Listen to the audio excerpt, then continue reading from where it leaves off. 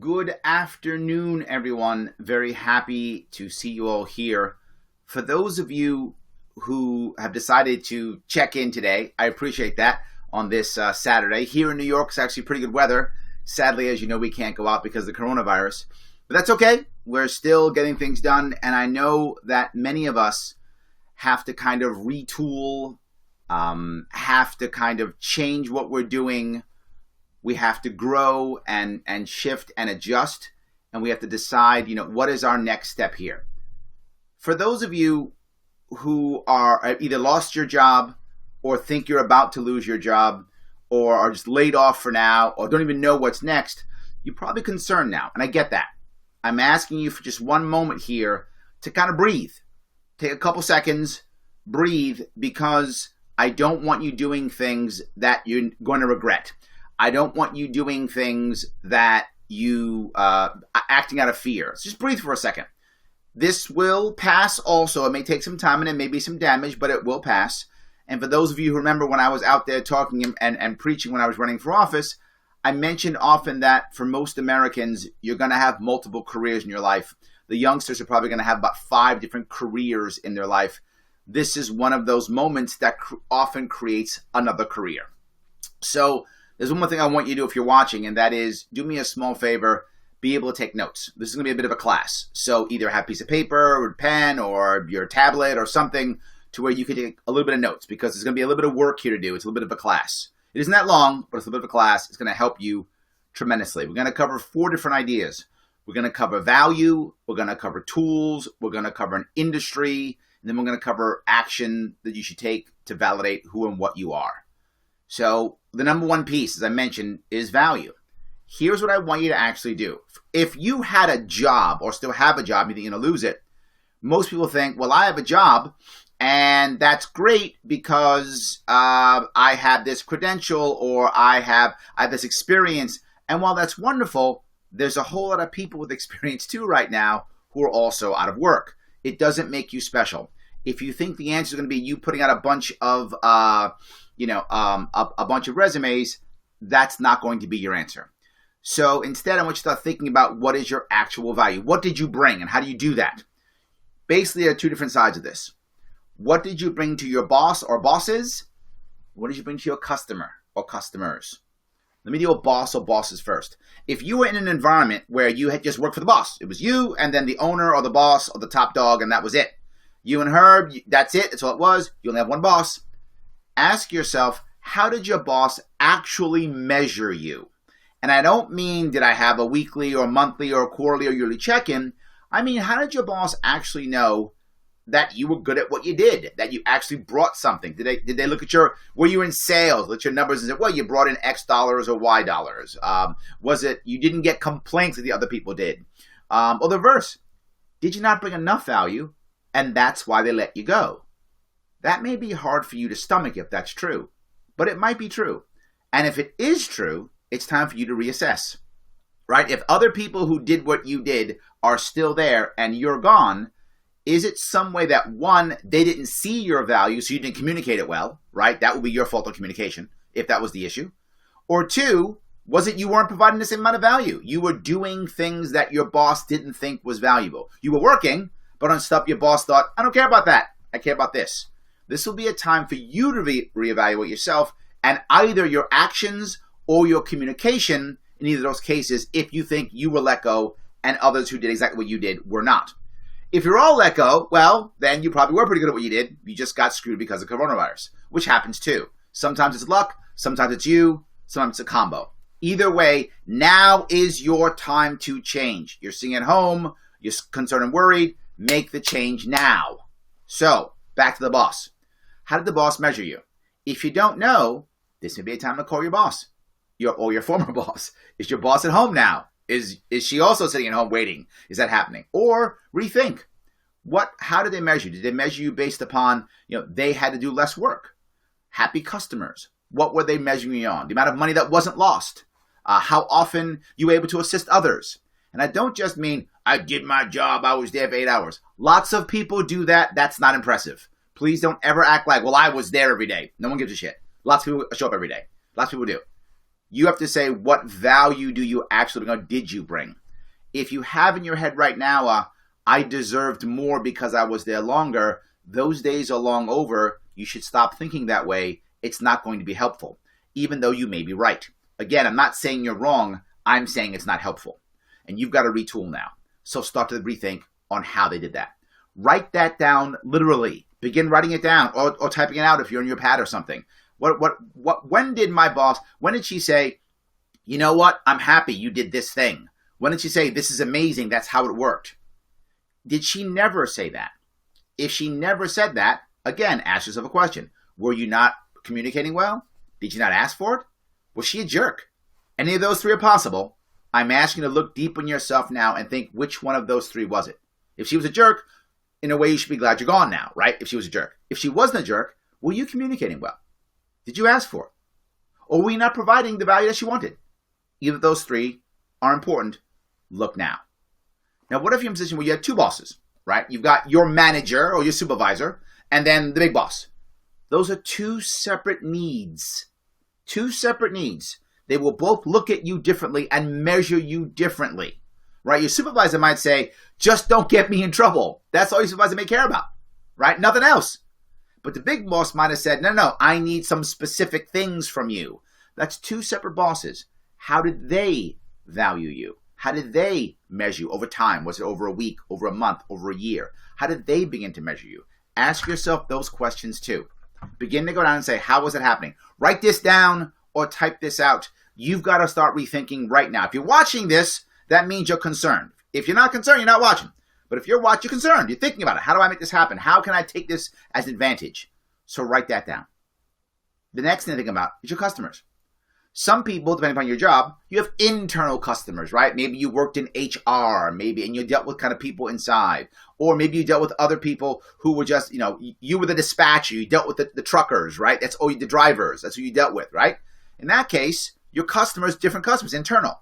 Or maybe you were client-facing, right? You dealt with the person who walked in the store. You dealt with the person who called on the phone. You dealt directly with the customer.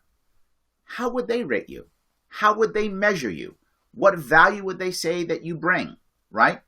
What value did you bring? Why did the customers like you? Or if they didn't, why didn't they? Right? Again, was this you or was it them? Was it the system? If it was the system or the bosses, as we talked about, good, don't go there again. You've learned a valuable lesson. This system doesn't work for you. These bosses are not good for you. Awesome. But if it wasn't, was it either your actions or your communication? Because it's one of those three, right? It's one of those three or a combination.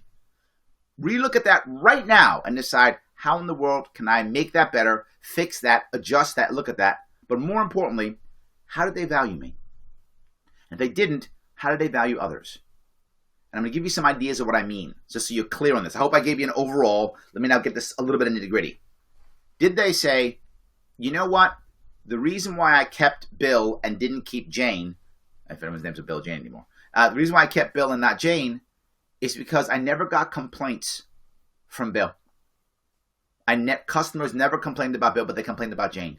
So I got rid of Jane and I kept Bill. That means the value that Bill brought was customers didn't complain. That's value to any company, regardless of industry, regardless of how big or how small they are. That's value. Not, I have this, I did that. That's value.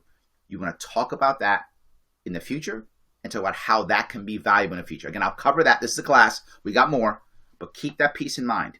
Did they say, you know what? Whenever we got audited, we never had more than one error or one mistake when we got audited. Wow, you're a great auditor. Look at that. No mistakes. That's value, right? You brought no mistakes. Value. This is what I want you to think about. But what if you were that auditor who had lots of mistakes? Well, then that's on you. Maybe this is what you shouldn't be doing. Maybe this is the perfect time to change your job, right? Maybe you weren't good at this. Maybe you took this job because it was a job that was there. Okay, got it. Got to pay bills. I got it. This is the time to go, you know what? I shouldn't have been there in the first place. I'm not good at that. I got to shift. What value did you bring in other places? I hope that makes sense. The second part of that is when you were bringing value, or when people who were doing well were bringing value, what tools were they using to bring that value? And I really mean this. What tools were they using? Were they using the phone? Were they using a point of sale app? Were they using a truck? Were they using some type of wrench or hammer? Literally, were they using physical tools, virtual tools? Were they using Zoom? Were they using Skype? What tools were you using? Why does that matter? Because when you begin to add tools that you've been using or have used, along with the value that you bring, now you start thinking, what's got to change or shift? Or what other industries can I be in that match that? I know this seems a bit abstract. I know. Stay with me. This is actually very valuable. We can walk you through this. You can make some serious changes in your life and actually come out of this better than you were before and or better than you were going to be, right? Particularly, and this is sad, for those of you who have, who are older, 40, 50, in that area, it's harder for you now than ever because there is absolutely an age bias in America for hiring. And it sounds horrible, but it is. There's an age bias. And if you've been in the same company 10, 15, 20 years, they're going to say, what does he or she know? Blah, blah, blah. It's harder. So for you, retooling is even harder. So you have to look at this even deeper. So look at those tools that you had, right? What tools do you use? What tools did somebody else use? What tools should you have learned, but you didn't? What tools are other people using, but you're not? Now start looking at that. Not done. Now that we have this in our heads, we've written it down. Here's where people see value. Here's what value I've brought. Here's the tools I've used. Now we're starting to see a picture come up. Here's the value. Here are the tools. Next, what industry should I be in? Now, most people do the same thing every time. They go, I was in this industry, so I'll stay in this industry. That isn't always the right answer. I don't want you to blatantly, just blindly go to an industry because you were in it before. That's the wrong reason to go into an industry. You might have been just stuck in it. You might hate it. You might not be good at it anymore. You might be burned out. Instead, look at industries, one, that you like, that you're interested in. So, that's interesting one. I like that one. That's interesting. Look at that first, all right? But with that, as a general rule, when you like, two rules apply. Rule number one, is it a very specific niche industry? And I mean very specific niche. Like, I don't want you going to healthcare. That's not a niche, right? Exotic pet vet. That's a niche, right? That's a niche I'm talking about. That kind of healthcare niche is a good niche. It's very specific. Why? Most people won't think about it. Most people won't have a passion for it. And if you have a passion for a specific niche, people will see that and feel that and want that. You will increase the odds that you can get into that niche. So if it's a field you like, it should be, one, a niche field, very much niche that you're interested in. You can now take those tools and that value and say, hey, niche industry that I love so much, I can bring this value with these tools to you. This is how you begin to retool. But what if you don't have one of those? No worries. Is there something specific that you like, but that you know very well? You know it really well. Same idea. If you know it well, no worries. Jump in it because you know it better than others. Right? There's the issue. Niche that you like, what you like and know. Perfect. But you don't want those. No worries. There are two more industries you can jump in if it's not something that you like. Number one, safety. Safety is a growing industry, will keep being a growing industry. Safety is awesome. Anything safety. Safety has two basic forks. The first one is health. Supplements, nursing, hospitals, insert thing here, right? Something to do with health. Vitamins, vitamin shop, anything like that, right? Generally tends to be a good idea. Something in the health side of safety. Other side of safety is security. Literally. Security guards, face masks, guns, ADT, ring, insert thing with security, armored cars, anything like that. When it comes to safety, that is a good industry for you right now to start thinking about, how do I get into that industry? Hopefully, either of these two forks that you like, also you can like and be niched. We hope you can overlap that, but you can't always. It also matters what's in your area, what can you physically do. All those things will also apply, right? And then what tools do you have and what credentials do you have. So all of those will go together. Next piece, anything social. And social basically has, again, two separate forks. One, any type of application that puts people together, whatever that app might be. An application that communicates, an application that talks, an application that dates, an application that has people chatting, any type of application that makes it social. And 2, any form of delivery system, right?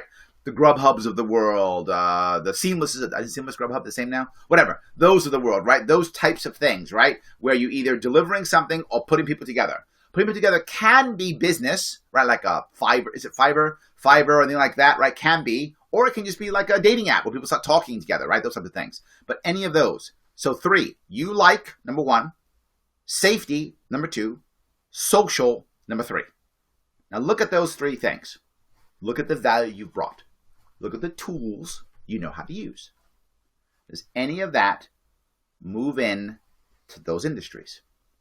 If it does, home run. You are rocking and rolling. Life is good. Let's start moving in that world. What if not? No worries. What tools need to be used in these new industries you're thinking about that are similar to those you've already used? How do you learn? How do you get certificates? Is there a certificate for this app, for this tool, for this vehicle, for this thing? Is there a certificate for it? If there is, get it now. Now, the second you're done with this video, go off online and get that certificate as soon as you possibly can. You've got time now. Go do it. YouTube, emailing the state, insert thing here, whatever you require, get that certificate if it exists. If you don't know what it is, go research it. Now is your time to do your homework. You're home. You're not working. Please don't go, I got to go online and start putting my resume up. You can, but you do a bunch of resumes. Let me tell you what's going to happen. If you just shoot out 500 resumes, you get nothing back. Your psyche's going to be broken. You're going to be sitting home watching the news all day, feeling like the world's ending and feeling like a loser. I don't want you feeling that way. I don't want you doing that. So instead, take action. Learn now. Now. Once you do that, then send out the resumes or make the connections or reach out to people you know in those industries when you have those tools, when you have those certificates, and now you'll send out 10 resumes, not 500, and you'll get a phone call, and you'll feel like a human being, and you'll have some hope, and you'll start moving forward in your life. So let's go this route, not the old 500 resume route. Again, what tools, what certificates can you get? What if there aren't any? What if there's no real certificates for what you need or validation? No worries. Now it's time to get a portfolio instead. Now, most people think of a portfolio as, well, I've got a portfolio. That means I'm an actor, and here's my portfolio. Or I'm a photographer. Here's my portfolio. I'm a director, and here's my portfolio. No, I mean a portfolio of whatever you've achieved and done. Whatever that is. A list. It's like a bio. I'm Jane Doe. I've done all these great things. Here's who I worked for. Here was my title. Here's what I achieved. Not here were my responsibilities. That's garbage. I don't care about what your responsibilities were. I care about what you were actually achieving. What did you do? What worked? Who did you work with? This is what I want you to start talking about, right? This is what's critical. But Larry, I want to get into this new arena that I haven't been in before. I like it, but I've never been in it. There's no credential for it. Great. Now's your time to volunteer. I'm not joking. Volunteer. If you had a job for a while, guess what? You're probably going to be on unemployment insurance or whatever that is, or some kind of assistance. You're going to be on that now. While you're on it, volunteer. You're getting a check, but Larry, it's not what I wanted. I don't care. Do you want to pay bills? Do you want to move forward? Then take whatever assistance you're getting from whoever you're getting it from and volunteer in the field you want to volunteer for 3 months. The response, what you want to get for that volunteering is 2 things. 1, a title, and 2, a reference. Get a title and a reference. That's your portfolio right there. And why would someone take some volunteer with no experience? Because you're free and the economy's crashing. That's the reason why they would do that. Normally they might want somebody who wants, a 6-figure salary who has amazing experience in everything they want. Yeah, that guy or gal's not working for free right now. Well, if they're smart, they are. But they're probably not. So they're sitting there just mad, being angry at the world, and they're not working at all, and they're making nothing. You are going to spend 3 months volunteering with whatever assistance you're getting from whoever you're getting it from. You're going to sit there for 3 months and volunteer, gain a portfolio, gain a reference, show them a value, make your mistakes when it doesn't matter, because you're going to make mistakes, but you make it now, and then get a job and move to a new world. And that person who wanted the 6 figures now has a broken resume, can't move forward, you take their job. That happened in 2008. The stuff I'm telling you isn't stuff I've just made up. If you think it is, you don't know me. I got my ass kicked in 2008 and I had to reboot my entire life by 2010, 2011. I had to reboot everything. And I know lots of people who did. At the end, some of you don't know this, but I've been consulting since 2004. I got my ass handed to me in 2009, 10, and 11. And almost nobody knew. Because I rebooted and rechanged my entire company, everything I did, within a course of about 2 to 3 years, so I can keep rocking and rolling and keep moving forward. I had to do that.